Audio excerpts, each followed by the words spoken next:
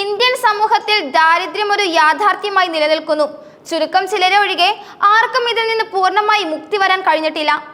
ഒരു കുഞ്ഞ് ജനിച്ചു വീഴുന്ന നിമിഷം മുതൽ വിശപ്പ് അവരെ വേട്ടയാടാൻ തുടങ്ങുന്നു. കഷ്ടപ്പാടുകളും ദുരിതങ്ങളും നിറഞ്ഞ ഇരുണ്ട പാതകളിലൂടെയാണ് സാധാരണക്കാരുടെ ജീവിതം മുന്നോട്ട് പോകുന്നത്. വലിയൊരു വിഭാഗം ജനതയുടെയും ജീവിതം ഭയാനകമായ ദുരിതങ്ങളിലാണ്. ഓരോ ഘട്ടത്തിലും അവർക്ക് ജീവൻ നിലനിർത്താൻ പോലും വെല്ലുവിളികൾ നേരിടേണ്ടി വരുന്നു. ഇത്തരത്തിലുള്ള സാമ്പത്തികവും സാമൂഹികവുമായ യാഥാർത്ഥ്യങ്ങൾക്കിടയിൽ ചരക്ക് സേവന നികുതി അതിന്റെ നിയമങ്ങൾ കൂടുതൽ കർശനമാക്കി ദരിദ്രരുടെ ജീവിതം കൂടുതൽ സങ്കീർണമാക്കുന്നു. GST അതിന്റെ രൂപീകരണ ലക്ഷ്യങ്ങൾ എന്തു തന്നെയായിരുന്നാലും ഇന്ത്യയെ പോലുള്ള ഒരു രാജ്യത്ത് നിലവിലുള്ള മറ്റു നികുതി വ്യവസ്ഥയേക്കാൾ മോശം പ്രതിഫലനമാണ് ഉണ്ടാക്കുന്നത്. അസംഘടിത മേഖലയിലെ സാധാരണക്കാർക്ക് അതിജീവനത്തിനായി ക്രമരഹിതമായ സാഹചര്യങ്ങളെ ആശ്രയിക്കേണ്ടി വരുമ്പോൾ GST അവർക്കൊരു വലിയ പ്രശ്നമായി മാറുന്നു. GST കൗൺസിലിംഗ് രൂപീകരിക്കുമ്പോൾ സംസ്ഥാനങ്ങൾക്ക് പരോക്ഷ നികുതി വ്യവസ്ഥയിൽ വോട്ട് ചെയ്യാൻ അവകാശമില്ലാതെയാകുന്നു. ഇത് ഫെഡറലിസത്തിന് മേലുള്ള ഒരു വെല്ലുവിളിയായി മാറുന്നു. ഒരു ലളിതമായ നികുതി സംവിധാനം എന്ന പേരിൽ അവതരിപ്പിക്കപ്പെട്ട GST യഥാർത്ഥത്തിൽ സങ്കീർണമായ നിരക്കുകളും വ്യവസ്ഥകളും കാരണം പ്രശ്നങ്ങൾ സൃഷ്ടിച്ചു. ഇത് പ്രധാനമായും ചെറുകിട ഇടത്തരം സംരംഭങ്ങളെ പ്രതികൂലമായി ബാധിച്ചു. അവയുടെ പൂർണ്ണമായ തകർച്ചയ്ക്കും കാരണമായി. ഇത് രാജ്യത്തിന്റെ സാമ്പത്തിക വ്യവസ്ഥയിലും വലിയ പ്രത്യാഘാതങ്ങളാണ് ഉണ്ടാക്കുന്നത്. GST ഒരു പരോക്ഷ നികുതി ആയതുകൊണ്ട് തന്നെ അതിനെ ആർക്കും ഒഴിവാക്കാൻ സാധിക്കില്ല.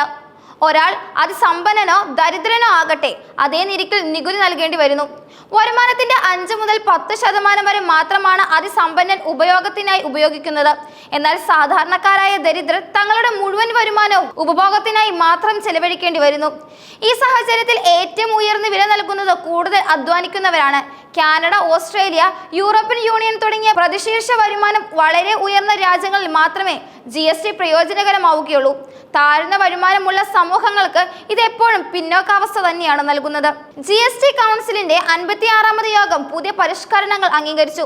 നിലവിലുണ്ടായിരുന്ന 4 സ്ലാബുകളായ 5%, 12%, 18%, 28% എന്നിവ 2ആയി കുറയ്ക്കാനും പുതിയ 40% സ്ലാബ് അവതരിപ്പിക്കാനും തീരുമാനമെടുത്തു. ഈ മാറ്റങ്ങൾ സെപ്റ്റംബർ 22 മുതൽ പ്രാബല്യത്തിൽ വരുമ്പോൾ നിത്യോപയോഗ സാധനങ്ങളുടെ വിലയിൽ വലിയ മാറ്റങ്ങൾ ഉണ്ടാകാനും സാധ്യതയുണ്ട്.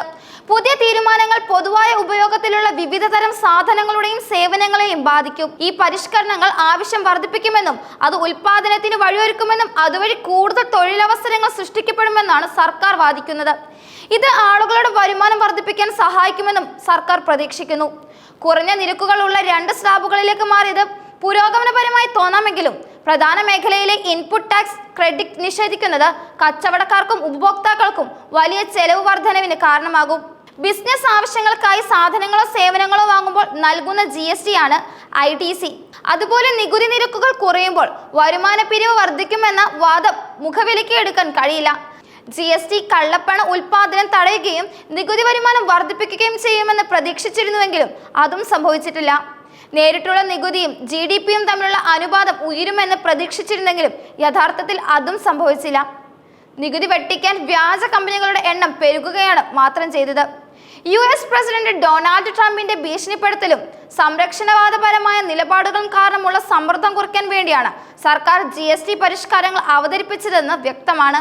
പരിഷ്കരണങ്ങൾ കയറ്റുമതിയെയും ആഗോളവൽക്കരണത്തോടുള്ള രാജ്യത്തിന്റെ സമീപനത്തിലെ മാറ്റത്തെയും സൂചിപ്പിക്കുന്നു. ട്രംപിന്റെ ഭീഷണി ഇന്ത്യയുടെ ഏറ്റവും വലിയ വിപണിയായ US-ലേക്കുള്ള കയറ്റുമതിയെ പ്രതികൂലമായി ബാധിക്കാൻ സാധ്യതയില്ല. പക്ഷേ ഇത് യൂറോപ്യൻ യൂണിയൻ വിപണിയെ ഇന്ത്യൻ കയറ്റുമതിക്ക് ദുഷ്കരമായ ഒന്നായി മാറ്റാൻ സാധ്യതയുണ്ട്.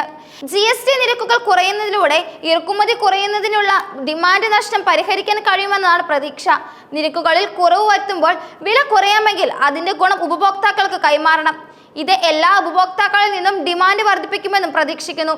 എന്നാൽ നിലവിലുള്ള GST പരിഷ്കരണത്തിന് ഒരു പ്രശ്നമുണ്ട്.